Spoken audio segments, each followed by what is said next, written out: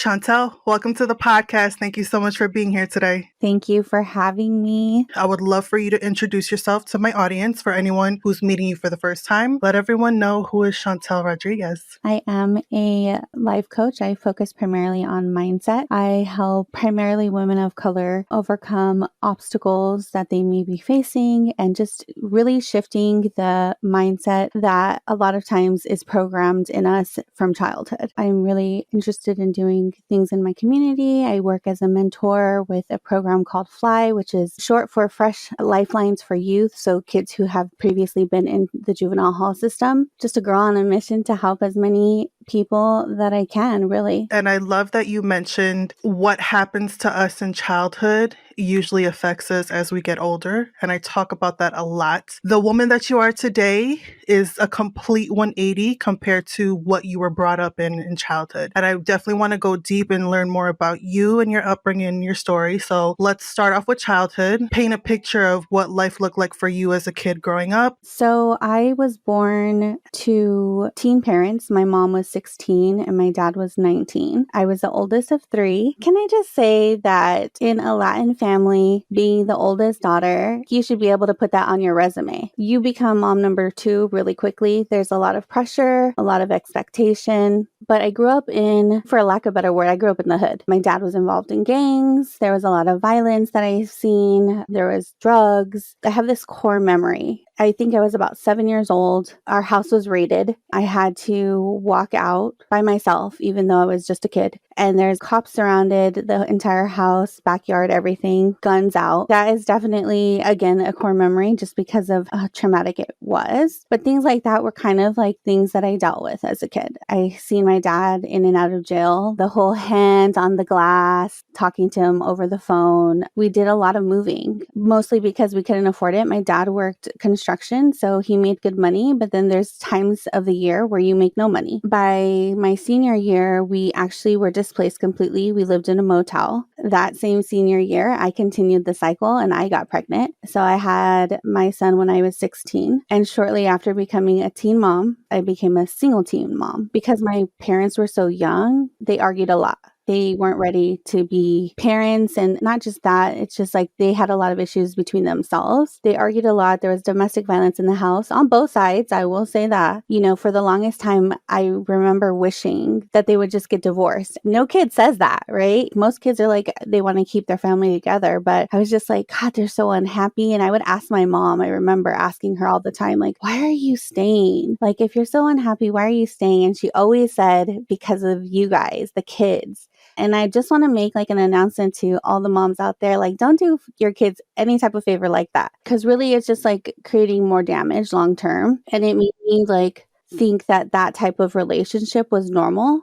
And I didn't really know what a healthy relationship looked like. So that's also something that I dealt with. But the one thing that I did change like really quickly there was when I became a single mom. Like, it was definitely tough and scary and all the things, but I didn't want to say I'm just staying with him because of my son. I think you're the first person who's talked about that side of a relationship, like being the kid in the home, seeing the abuse, seeing the fights, hearing that, and how that affects children. I'm so glad, and thank you for bringing that up, because I know it's not easy to talk about, but it's something that people need to hear. I think a lot of us, especially as women and women of color, we have that mentality that we're going to stay together because we're a family or because we've been together for so long. So we're just going to ride it out. We're going to be loyal. Right. We're going to stay loyal. And I had that mentality for so long. When I think about the 8.5 year long relationship I was in from my 20s to my early 30s, I had that mentality too. Like, my daughter looked at him as her dad and I knew his family, he knew my family, but we were so toxic for one another that it was affecting everyone. Definitely. I was a kid. And so it was like, what am I going to do? But at the same time, it's like, I just went back to those memories as a kid. And I seen the shift in our house. I seen what it did to us as kids. I mean, for me personally, I started to look at everything like as the glass is half empty instead of half full. Like, it just became like the world's against us just because it was so toxic. I mean, it's a lot, but that's a lot of different things that like kind of affected who I am today. And I do want to say this one thing is being a parent is definitely tough. It's like the toughest thing that you can do. I feel like it's finding a hard balance between like what's enough and what's too much. I do want to say that even though I did have like a rough childhood, that I do truly believe that my parents did the best that they could with what they had and what they knew. Being an adult, it's our job as an adult to make the shift, make those changes. I'm not sitting here saying like you, because yeah, that happened, but now what am I going to do about it? I'm not going to say everyone, but there's a lot of people out there that they allow their circumstances to continue writing their own story. They become a victim of what they were brought up in. And we all have the opportunity to rewrite our story, pun intended. And the question I wanted to ask you, as you got older, have you sat down with your parents and really talked about how your childhood was and how it affected you into adulthood? I have had a conversation with both. My parents are now divorced after all that. After all that, right? Like, finally, thank you. So I have had a conversation with both of them separately, just about like things that affected me or bothered me. I do feel like they have been like receptive of it, but at the same time, it's more of a just to shut you up type of thing instead of fully understanding. And it's like, I don't want you to feel bad about it. Like, that's why I made that statement. But I do want you to just like understand where I'm coming from. Acknowledge and understand. Absolutely. Our parents, they only knew what they knew when they knew it. What I've realized in my journey and from talking to other people, it's like we have to give them grace and compassion to a certain extent, even with the traumatic shit that we dealt with growing up, because what we have right now is not what they had back then. And especially their parents and generations before that, right? So I really think us right now, the millennials, the Gen Zers, like we are the ones who are shifting the narrative. We're the ones who is breaking the cycle, having these uncomfortable conversations so that way we can pass that down to our kids and generations thereafter. Agreed. And I also tell my son all the time, like the oldest, I'm not saying I'm a perfect mom. Like, let's get that clear. I had this trauma, and it's kind of like this trauma bubble that I lived in for so long. And it wasn't until like I started seeing other things and starting being exposed to different things and like topics that you don't hear about when you come from a certain lifestyle, right? You know, when I was your mom at 16 years old, I was just trying to learn how to like keep us alive. Let's be real. I know that there's some trauma that I have trickled down to him. I'm doing my best to change that. And now that I know, and then also to give you the tools to prevent you from doing the same. And I appreciate you talking about that because it's not easy, right? Like you said before, being a parent, there's no blueprint, there's no book of like how to be the perfect parent. Everyone's journey is different. And I say it all the time. I'm far from the perfect parent. I'm very flawed, and I did pass down a bunch of my trauma to my daughter. We are now starting to shift our relationship in having these uncomfortable conversations and being open and trusting each other with our deepest and darkest secrets, which is the complete opposite of what I had with my mom growing up and my dad. Loved them to death, but I never had that type of relationship where I felt safe enough to come to them and talk about those uncomfortable things. So now I'm able to do that with my daughter, which I think is beautiful. But again, like you said, there's definitely some shit about me that I could have done better, but I can't change the past. I can only be in this present moment and try to do better moving forward. Agreed. Yeah. So now I want to talk about you becoming a mindset coach and what that journey looked like for you. Talk a little bit about how you transitioned into your whole personal development journey and then becoming a coach. Mindset, self-development, none of those topics were things that were talked about where I came from. I know it sounds crazy or like cliche, but I read the book, The Secret. I was like, what the hell is this talking about? That's the vibe that I got instantly. Like, okay, whatever. But you know, you have to be exposed to things multiple times before you pick it up. A couple years went by and something else came across, and I was like, this kind of reminds me of that thing that I read. And then all of a sudden things started to like come together, right? So I kind of started thinking more about it, reading a little bit more about like different things, manifesting, visualizing, things like that. I remember there was a Tony Robbins seminar, and there was a billboard on the freeway that I had to pass every day from work. I remember it was March. I can't remember the exact date, but I'm like, I'm going to see you March, whatever. I had no way of paying for this event. At the time, I was with my husband, but we were not married. I just kept saying it every day, even in my planner, because I'm like very old school. I like to write things down.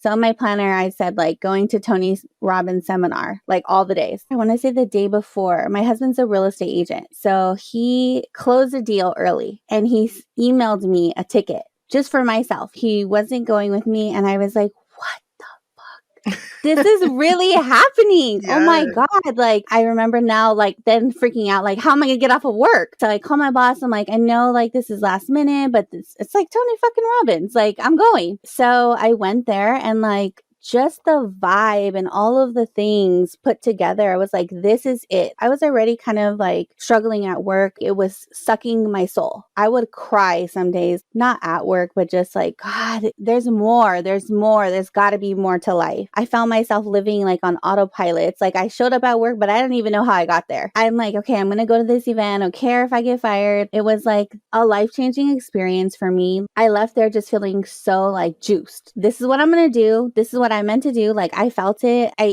Like even like vibing with other people. I can do that too.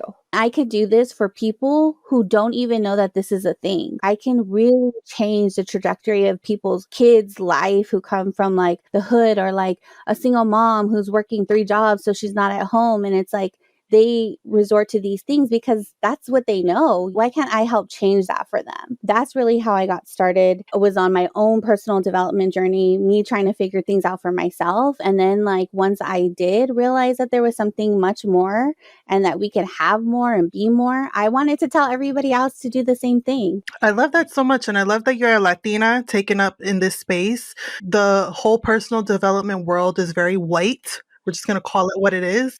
And I love to see people who look like us, who talk like us, who have gone through similar experiences, to let people know, like you said, that there is more for us out there. And I am the living proof of that. So shout out to you, sis. You're doing it. Oh, thank you. Yeah. When I first got started, I didn't know that there was anybody who looked like me who was in the same industry. And like now I have been exposed to like you and your sister and Erica Kramer and Kat Del Carmen. Like, and I'm like, oh, there's a bunch of us. Yes. It's so amazing to see the different journeys and living proof in all of them as well, like because they've paved the way, so to speak. So I'm curious to know, since you are a mindset coach and you work with clients, what would you say are some of the most common struggles that your clients deal with when it comes to their mindset? So like top 3, negative programming, just again, going back from like the paradigms that we are dealt, whether that be from parents, friends, school, society, even goes like to a deeper science level, your neuroplasticity and neural pathways, you can shift it, but it does take a lot of work because this is ingrained in your brain. It needs to be like real repetitive for you to change it. It needs to become like daily habit type stuff. That's something that I hear all the time. And most people who have negative programming or self-sabotaging habits, they're unaware of it. That is the piece, right? Once you become aware of it, you can start to change. But if you're not aware, you don't even know you're doing something wrong. I think one of the things that I try to do is an easier exercise type thing where you start to become more aware of what you're doing.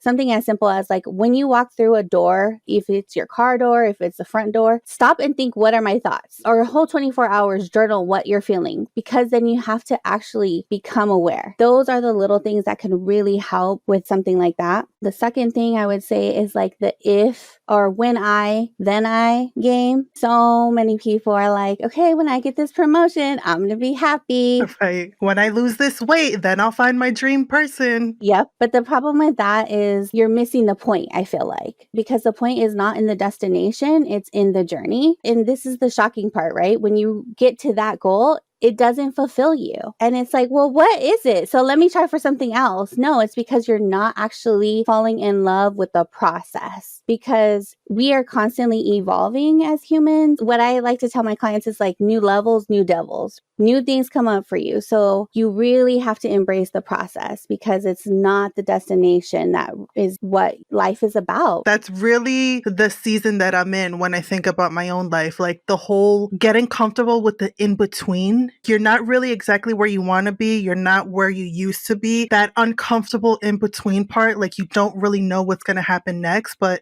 just embracing that moment, I think it's really important for us to honor that in between uncomfortable feeling because that is where the growth is happening. And I think it's really important too to work with a coach who's able to give you that accountability and who's able to make you aware of what you're doing and what you're not doing. You know, I'm sure you have a coach. I have a coach. My coach has a coach. You know, I think it's so important for us to be able to have those people that we can lean on, especially in that in between uncomfortable part. Absolutely. I think the last thing that I see a lot of clients do is compare. Especially with social media. Exactly. That was my next point. It's like, but I always have to remind people social media is the highlight reel of someone's life. You don't see them crying. You don't see what's really going on in their life. You see what they want you to see. Comparison is a thief of joy. And that is facts. You can't be comparing yourself to this person. They may be on chapter 15 and you're just starting your book. Be okay with your own timeline. Just get comfortable with that. And it goes back to like embracing the journey. And you don't know what their journey looked like in order to get to where they are now. A lot of people don't show the in between uncomfortable part. They only show when they've made it and they're successful and they have all the shit. It's like, but do you know what it took for them to get there? Right. Or how did they overnight become so successful? No, it wasn't overnight, baby. They just didn't show you step by step. Exactly. Don't believe everything that you see. I love that so much. Okay, so I want to know, everything that you've gone through. What would be some advice that you would share with a listener in regards to them wanting to rewrite their story and they want to stand in their power? They want to not repeat the cycle of trauma that they've gone through. What is one piece of advice you would tell them in order to get started? If you want to rewrite your story, first you have to allow yourself permission to do so. Something that I struggled with in the beginning, I don't want people to think that I'm better than them because I'm trying to do something else with my life. And that's something that I struggle with. But it's not that I'm better than anybody. And this is why I always try to reach back because I want to pull as many people as I can with me on the journey. Anybody who wants to come with me. I think that allowing yourself to make those changes and truly believing that you can, that you will, that you deserve it. Being a woman of color, there's a lot of things that I'm like, do I? I started off and I'm like, can I do that? Yes, the fuck I can. I am doing it. Am I doing it as fast as I would like or whatever? Maybe not, but that's okay. I'm on my own journey and I'm doing what I said I was going to do. And I believe that I can do it. And I believe that I deserve it. And I believe that I'm going to help other people do the same. I mean, I couldn't have said it better myself. That sense of worth and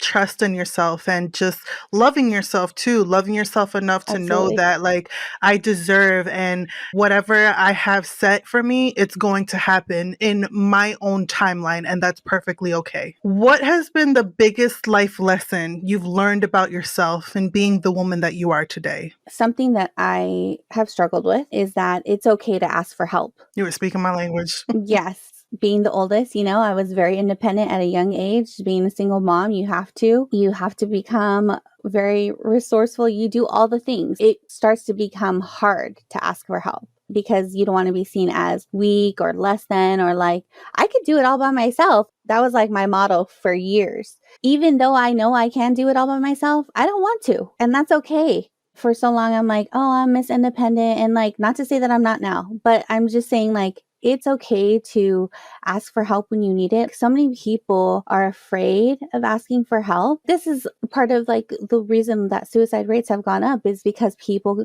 are afraid of asking for help. They don't want to feel like a burden to people. Exactly. The thing is, at some point in your life, everybody needs help at some point or another. So it's okay. And like, I just realized that I'm not invincible. I can't do all the things, or I can, but I don't want to. And that's okay. I'm okay with asking for help now. Whereas before I would be so stubborn. Even when I first got married, this is something I struggled with in my relationship when my husband's like, Chantell, why don't you ask me? And I'm like, no, it's fine. I can do it. Even something as simple as like, I'm taking up all the groceries in one trip and I ain't asking anybody for help. And then you're suffering.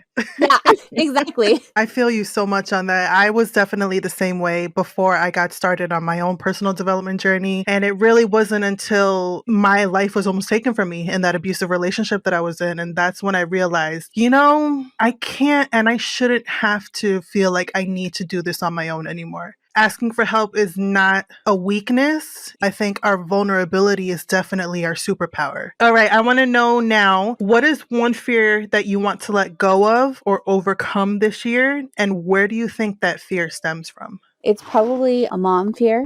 So my oldest will be 20. We had a rough end to 2022. He moved out unexpectedly. To answer the question, my fear is just letting go, like allowing him and both of my kids, giving them the space to make their own mistakes and learn from them. I think as a parent, it is really difficult to see something that you feel like you could help them avoid and then sit back and just watch it happen. So I think that is something that I have been working on. It's a fear because it's like, why? Why should I sit back and let it happen when I can prevent it? But it's important for him to make his own mistakes.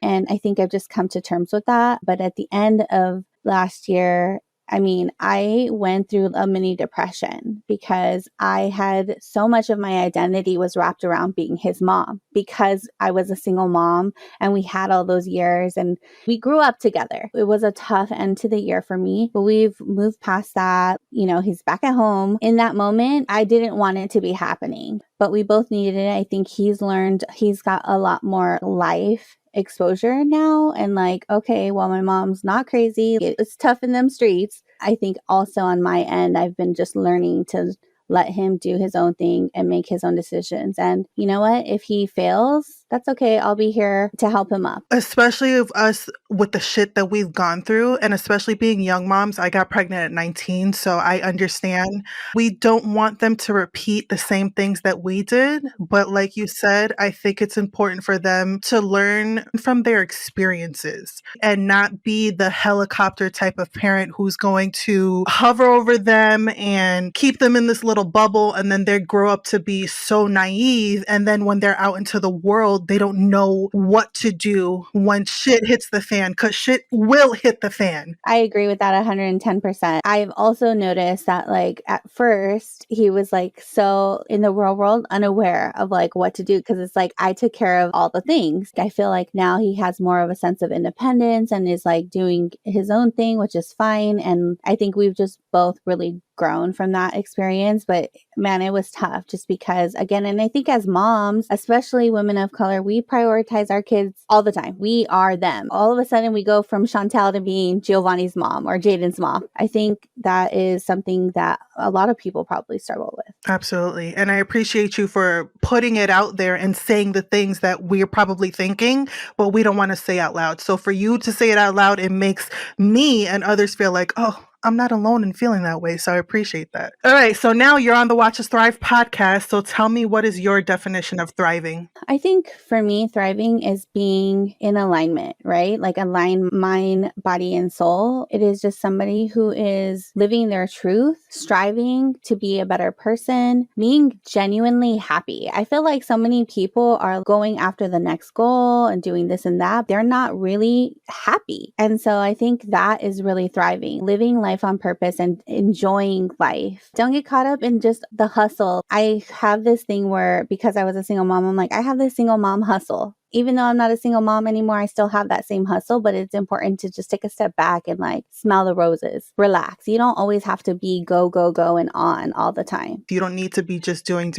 Like, just take it fucking easy. If you want to rest too, that's okay. Yeah, that's another thing that's engraved in us at a young age. Hustle, like keep going, like you can do it. Just add this, do that. At the end of the day, what does it create? Burnout. And you can't pour from an empty cup, right? That's right. So now think back to your childhood, whatever age pops up for you. You being the woman that you are today, what is one piece of advice you would tell baby Chantell? Things are not happening to you, they're happening for you. I say that because often in the moment during this crazy life event, you're thinking, why? Why did this happen to me? Sometimes I would think like, how could I have prevented this? Or, all of these things start running through your mind. It's not until later on in life that you realize I dodged a bullet. Thank God that thing that I really wanted didn't happen for me. I think the message I would say is just remember that things are not happening to you, they're happening for you, and just learning to shift your perspective on that. Yeah, that makes me think of Erica Kramer when she says there's a message in the mess. And when I heard that, I was like, damn, that's so fucking true. When you're in the shit, when you're in the turmoil, you don't really understand. But when you're able to get to the other side, it's like, God, I understand now. Like, I get it. Yeah, I mean, it was a big thing when I became the single mom. I'm like, how is this happening? Like, I'm just becoming a statistic, one right after another. First, I'm a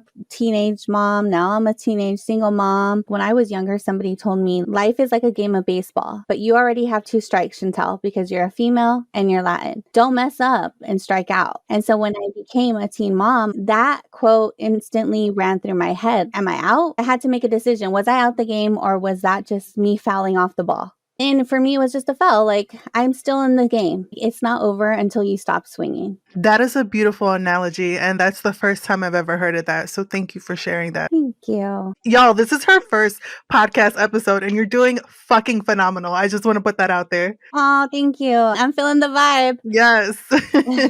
I have one more question. Someone needs to sit down and write about you. What do you want them to say about Chantell? I would want them to say that I never stopped growing and that I made an impact for and in my community and that I was a genuinely good person. That's like it for me. I want to help the people, you know, like I said in the beginning, for me, that's about making the impact for my community. And my community is women of color, teen moms. Like eventually I would love to have a nonprofit that helps teen moms, that gives them the resources that they need to succeed and let them know like, yeah, hey, this is like a bump in the road, but girl, you ain't out the game. I remember somebody when I was pregnant, it was somebody in my family. They said something like, she's just going to end up on welfare, not do anything with her life. I'm not like knocking any of the assistant programs or anything like that. I think you should use those resources if that's something that you need, but I never use those resources. The fact that people are so quick to judge and don't even know, like that's when that single mama hustle just snapped into place instantly. All of that motherly stuff. And I feel like I was kind of like already programmed as a mom being the oldest of the three. I just want people to remember me as making an impact and